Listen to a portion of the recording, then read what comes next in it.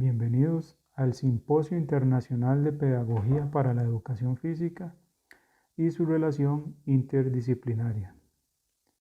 Reciban un cordial saludo de Raquel Agüero y Cristian Molina, estudiantes de bachillerato de la enseñanza de la educación física, deporte y recreación de la Universidad Nacional y autores de este artículo que lleva como título ¿Qué pasó con la motora fina del estudiantado de primer ciclo durante las clases virtuales de dos escuelas en Costa Rica? Una privada en Cartago y otra pública en San José, y cuál fue el aporte de la educación física. Esta investigación pretendió identificar si hubo o no una afectación en el desarrollo de la motora fina de los estudiantes de primer ciclo de primaria debido al uso de la virtualidad como sustitución de las clases presenciales. Las escuelas objeto de esta investigación fueron una escuela privada ubicada en una zona urbana de la provincia de Cartago y la otra una escuela pública ubicada en una zona rural de la provincia de San José. También se analizó si con la virtualidad se lograron cumplir los objetivos de aprendizaje propuestos. Además, se realizó una comparación entre ambas escuelas, tanto en el desarrollo motor como en la accesibilidad a las herramientas tecnológicas con las que contaron los docentes y las personas estudiantes de primer ciclo para impartir o recibir lecciones. Todo esto se hizo mediante una extensa revisión bibliográfica y la propia investigación en los centros educativos. Por consecuencia de la pandemia que se vive actualmente, causada por el virus SARS-CoV-2, que transmite la enfermedad COVID-19, que por su alta tasa de contagio provocó que todas las instituciones del país, tanto públicas como privadas, hayan tenido que migrar de forma precipitada de la presencialidad a la virtualidad.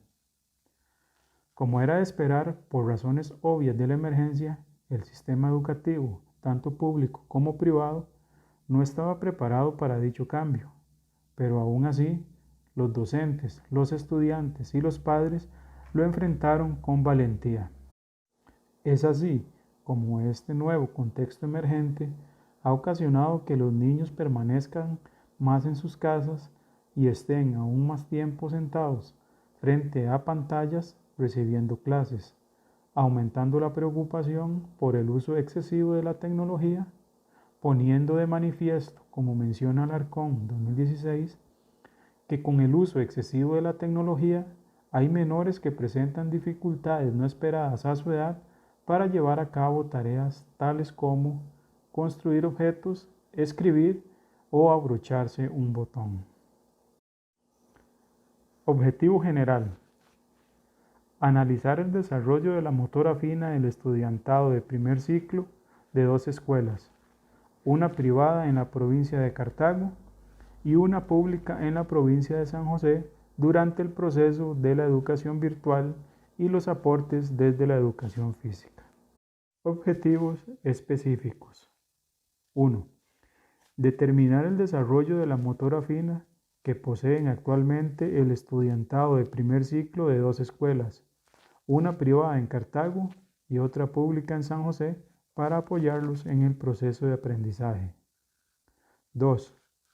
Identificar la accesibilidad a las herramientas virtuales con las que han contado tanto estudiantes como docentes y la adaptación a las propuestas y lineamientos propuestos por el Ministerio de Educación durante estos tiempos de pandemia.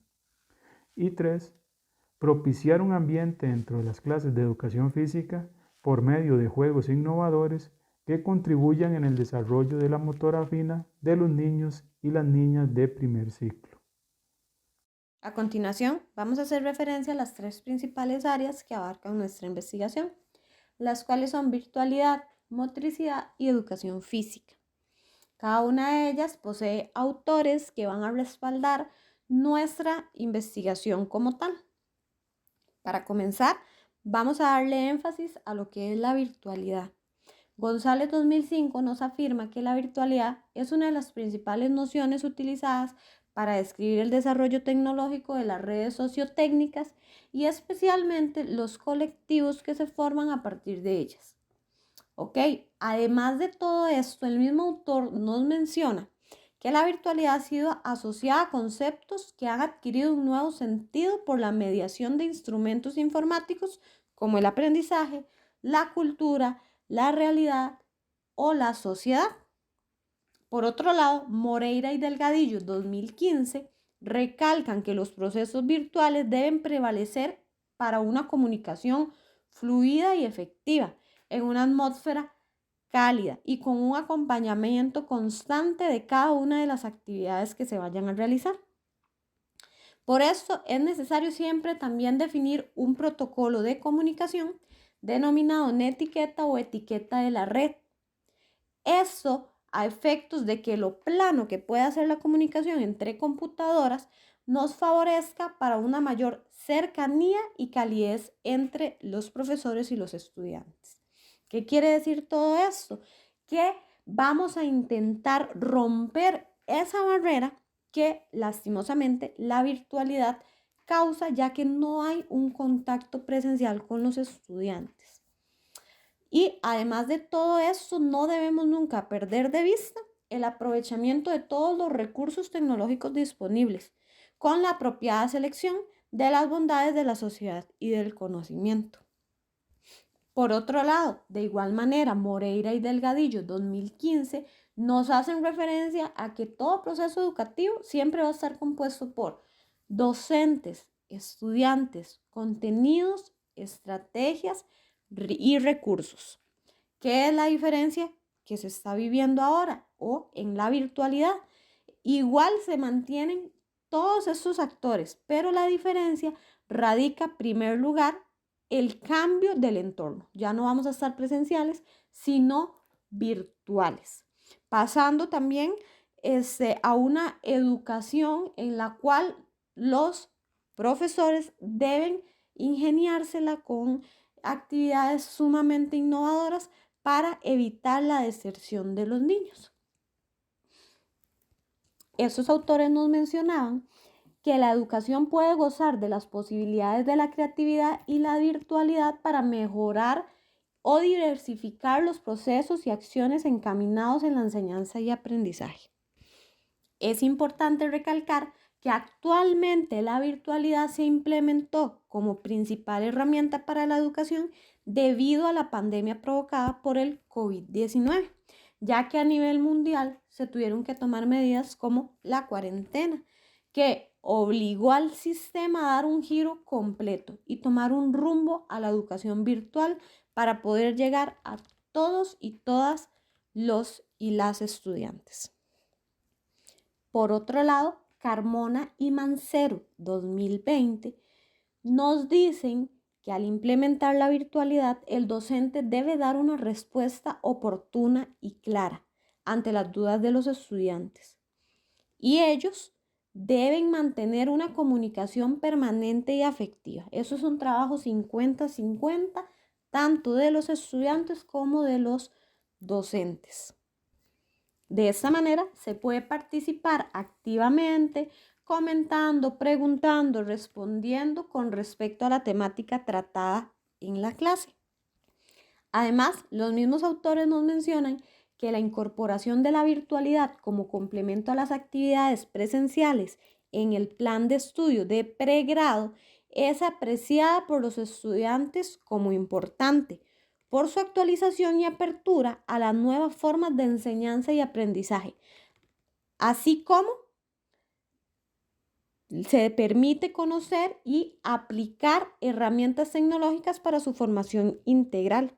Todas estas herramientas les va a ayudar a ellos en el momento que estén en las aulas a poder realizar una clase innovadora y muy bonita y de un gran agrado para los estudiantes. Otra de las principales áreas de nuestra investigación es la motricidad. Cruz 2017 nos va a definir motricidad como la capacidad y la acción de los pequeños grupos musculares de las diferentes partes del cuerpo para realizar una tarea en específico. Además, el mismo autor hace referencia a la motricidad fina como la acción de pequeños movimientos precisos de las manos, cara y los pies, refiriéndose a los movimientos de pinza digital y de pequeños movimientos orientados de la mano y la muñeca.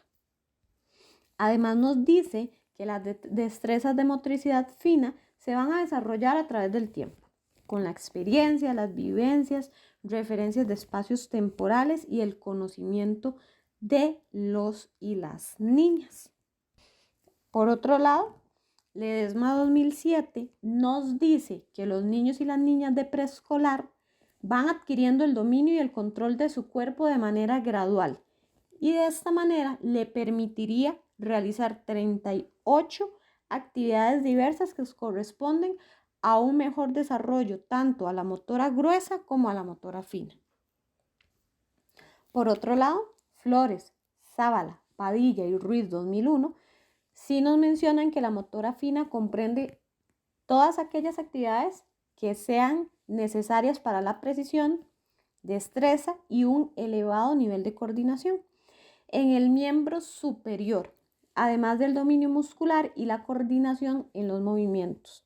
Se precisa una coordinación entre el ojo y la mano, dirigiendo la mano correctamente hacia el objeto que desea tomar, ya sea para escribir, amarrarse los zapatos, darse vuelta al suéter o abrocharse los botones.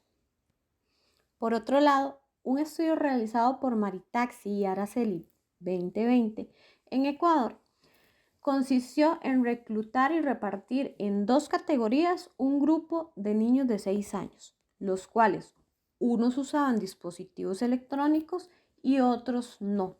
Y se les aplicó un cuestionario que sirvió para recolectar los datos y otras variables, así como el número de horas del cual los niños dependían al usar estos dispositivos, además del tiempo que utilizaban los mismos. El estudio reveló que el uso excesivo de los dispositivos móviles en edades tempranas sí afectaba el desarrollo de la motora fina y además recalcaba que la virtualidad y los aparatos tecnológicos son una herramienta que bien utilizada nos trae muchos beneficios, pero no se puede dejar de lado el desarrollo y la estimulación de las destrezas motoras mediante el juego y las actividades cotidianas.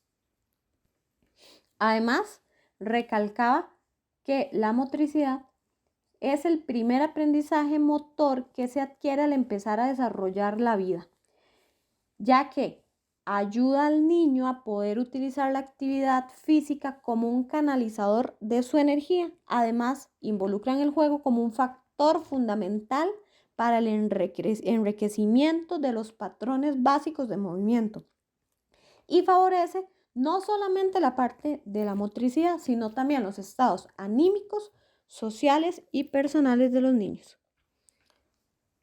Pasando al área de educación física, Callao 2018 justifica la importancia y la relevancia de la misma en las etapas iniciales del ciclo vital, poniendo los siguientes principios, tales como motricidad, acción motriz, la educación expresivo-motriz, así como también la disciplina.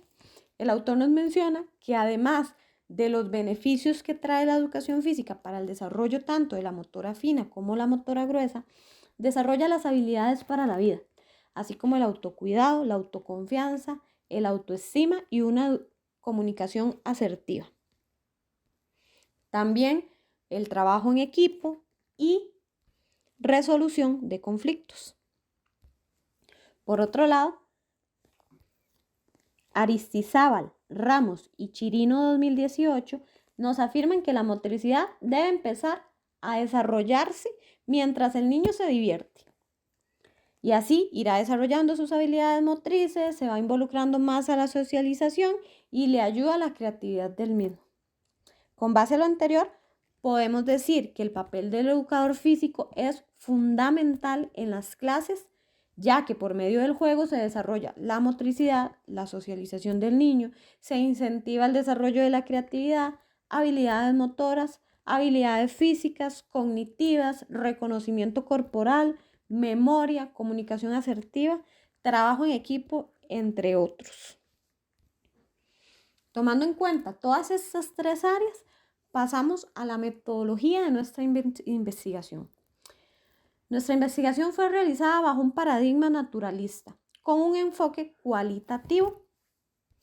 En este estudio participaron 4 profesores de primaria, con grado académico en licenciatura, y fueron escogidos por conveniencia bajo criterios de disponibilidad de tiempo, accesibilidad, querer participar de la investigación, y se distribuyeron de la siguiente forma: un profesor de educación física y un profesor de materias básicas por cada una de las 2 escuelas que participaron. A los 4 profesores se les aplicó la misma entrevista. Fue una entrevista abierta, por consiguiente, fueron los 4 profesores que, por sus experiencias y conocimientos como docentes y todo lo que ellos han desempeñado, más 3 años en primaria, los últimos 3 años, y el contacto que han tenido con los estudiantes, nos aportaron la información para nuestra investigación. El proceso de recolección de datos fue sumamente dinámico, ya que al ser una entrevista abierta nos permite adjuntar experiencias de los profesores del día a día de cada uno de ellos. Y además, una vez que ya teníamos la información de todos los profesores, hicimos una comparación entre ellos. Una vez que ya habíamos recolectado la información de los 4 profesores y decidimos proceder a hacer la comparación, podemos hablar de que nuestra investigación se desarrolló en 5 fases. La primera fase fue el reconocimiento de tipo documental. ¿Qué hicimos aquí? Se obtuvo la información cuyo objetivo fue conceptualizar aspectos fundamentales que nos pudieran dar una respuesta a la pregunta-problema que nosotros habíamos planteado. Nuestra segunda fase fue la investigación de campo.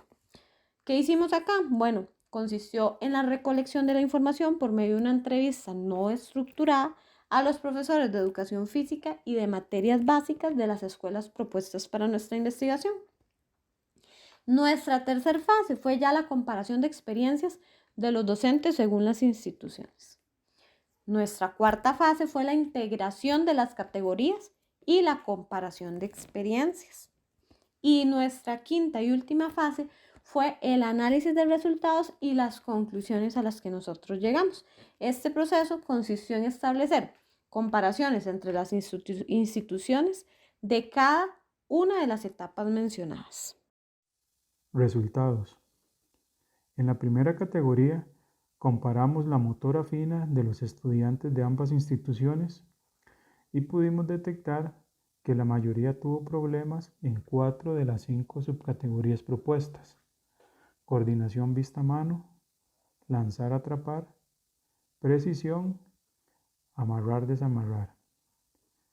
La mayoría de los estudiantes mostraron problemas al ejecutar actividades o resolver situaciones que niños de su edad deberían solventar de forma más eficiente, como por ejemplo, amarrarse los zapatos, ponerse un suéter, abrir un zipper, tomar el lápiz de forma correcta o cortar con tijeras y colorear.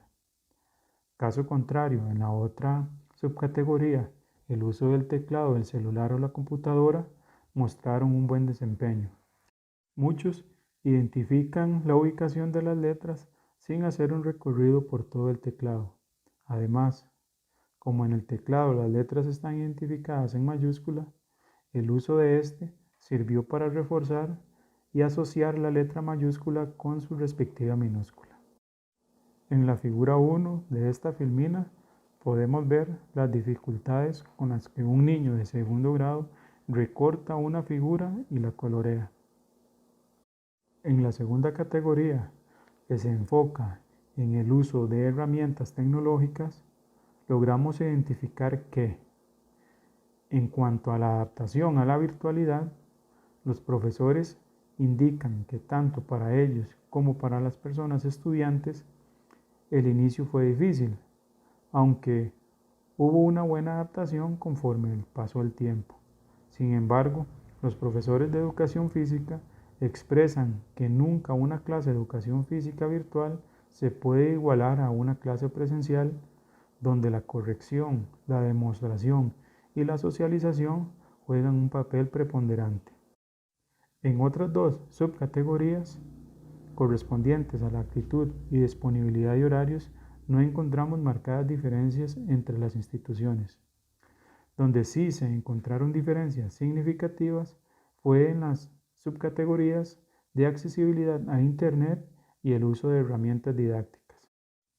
La escuela privada, al estar ubicada en una zona urbana, no tuvo ningún inconveniente con la accesibilidad al Internet. La mayor parte del tiempo, los docentes y los estudiantes tuvieron una señal muy estable. Caso contrario, en la escuela pública de zona rural tuvo una señal muy inestable. En cuanto al uso de herramientas didácticas, los docentes de la escuela pública tuvieron que hacer un esfuerzo para innovar y hacer funcionar el proceso de aprendizaje, mientras que los docentes de la escuela privada utilizaron los libros de texto y la plataforma de trabajo que estos ofrecen. Y la tercera categoría, que tiene que ver con la forma en que se impartieron las lecciones, que abarca desde el compromiso y la comunicación institución-hogar hasta la planificación de las clases. En cuanto a compromiso y comunicación, no hay diferencias significativas, aunque los medios utilizados son muy diferentes. En la escuela privada se utilizó como medio oficial el correo institucional, mientras que en la escuela pública cada profesor utilizó el medio que consideró más conveniente. Por ejemplo, el profesor de educación física utilizó para comunicarse con los padres o encargados los últimos 5 minutos de sus clases, las cuales impartía por la aplicación Teams. En cuanto a la planificación, en la escuela privada no hubo grandes cambios. Planificaron como si estuvieran en clases presenciales, ya que tanto los estudiantes como los profesores lograron contar con los artefactos tecnológicos necesarios para conectarse todos los días a clases en el horario normal, por lo que no tuvieron problemas tampoco en el desarrollo de los contenidos.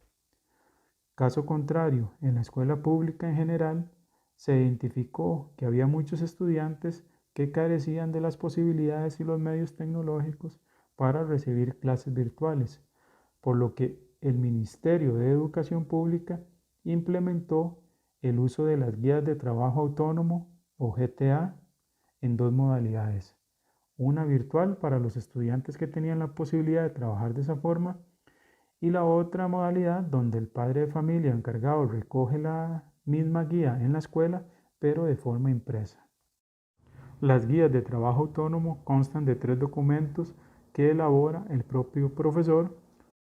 1 es el planeamiento, 2 la GTA y 3 el instrumento de evaluación sumativa. El segundo documento o GTA se debe dividir a su vez en 3 partes, una parte administrativa, una parte teórica y otra parte práctica. Además, en cuanto a la evaluación de la materia de educación física, en la escuela privada la evaluación fue participativa, mientras que en la escuela pública fue sumativa. A continuación, vamos a ver un ejemplo de una GTA.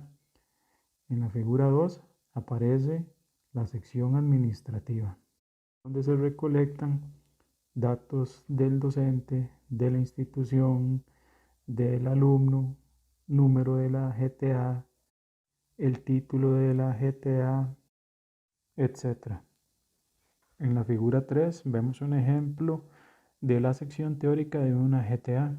Ahí el profesor o el docente expone teóricamente todo lo que él considere importante para la solución de la guía de trabajo autónomo. En la figura 4 vemos un ejemplo de la sección práctica de la guía. Aquí el docente puede usar toda su imaginación para hacer todas las actividades que él crea convenientes para afianzar los conocimientos adquiridos en la parte teórica. Luego en la figura 5 vemos un ejemplo del instrumento de evaluación donde el profesor decide cómo va a evaluar la materia teórica y la práctica que se vieron anteriormente en la GTA. Y por último, en la figura 6, vemos un ejemplo de la rúbrica para el instrumento de evaluación sumativa. A continuación, vamos a hablar sobre las conclusiones a las que llegamos con nuestra investigación. La primera fue que todos los profesores de ambas instituciones fueron conscientes de la importancia del desarrollo de la motora fina en la etapa de primer ciclo, ya que un buen desarrollo motriz implica no solo el mayor rendimiento académico a corto plazo, sino adquisiciones de habilidades esenciales para la vida. Amarrarse los zapatos, lavarse los dientes, aprender a agarrar un lápiz, cerrar un zipper, abrocharse un botón. Son sumamente importantes. Otra es en cuanto a la accesibilidad de las herramientas virtuales con las que se contaron. Tanto estudiantes como docentes, sí se puede ver una clara y marcada diferencia de oportunidades entre la escuela privada de una zona urbana y la escuela rural y pública. Esto debido a que muchos estudiantes, para poder tener la oportunidad de recibir las lecciones en una escuela pública, tuvieron que adaptarse a los lineamientos de planeación por medio de las guías de trabajo autónomo. Esto ya que muchos niños no tenían acceso a una computadora, o tal vez sí tenían la computadora, pero no tenían el acceso a internet.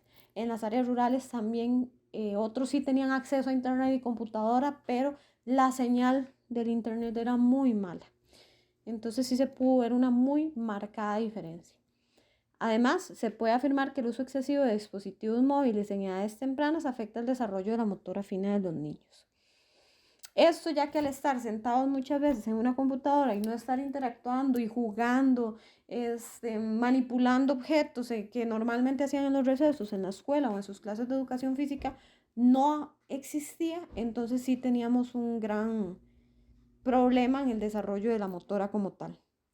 Otra de las conclusiones es que los profesores de educación física se adhieren a la idea de que no existe un mejor ambiente que la propia escuela para desarrollar las lecciones. Eso ya que aunque sea un espacio pequeño, una zona verde, un planché, un pasillo, poco o mucho material, sí era muy importante recalcar que cada una de estas actividades permiten un mejor desarrollo de la motora y del ambiente de clase como tal. A raíz de todo esto, ambos investigadores llegamos a las tres principales recomendaciones que queremos darles desde nuestro punto de vista como educadores físicos. La primera es continuar ofreciendo a los docentes la formación en el uso de la tecnología que les facilite la búsqueda de prácticas innovadoras para la realización de sus clases día a día. Esto ya que no es lo mismo dar clases en este momento y en el contexto que estamos al que vayamos a estar dentro de 5, 10, 15 años. Por eso es importante mantener una constante capacitación. Segundo, incentivar a todos los participantes del proceso de aprendizaje a la realización de actividades que involucren el desarrollo de la motora fina. Ya sean padres de familia, ya sean niños, estudiantes, ya sean profesores, sí es sumamente importante que se concientice y se aprenda a hacer un poquitito más de actividades para el desarrollo de todas las destrezas. Innovar en las clases de educación física por medio de actividades lúdicas y dinámicas que permitan el cumplimiento de los objetivos y además motivar a los estudiantes. No es solamente llegar y dar la clase, no es solamente decir, mira, voy a llevar tal juego o voy a cumplir tal objetivo que me pide el planeamiento como tal, sino innovar, llevar actividades que motiven a los niños y que los quieran mantener en la clase, que digan queremos estar en la clase de educación física, queremos participar de la clase y que esperen día a día ese momento, que sea algo divertido, que sea algo lúdico y no más bien un compromiso más que cumplir. Mi compañero Cristian Molina y su servidora Raquel Hidalgo les agradecemos mucho por la participación y por el tiempo que han sacado para ponerle atención y poder aprender un poquito de la investigación que nosotros realizamos con muchísimo cariño. Cualquier duda que tengan pueden contactarnos a los correos electrónicos que están ahí y con muchísimo gusto estamos para servirles.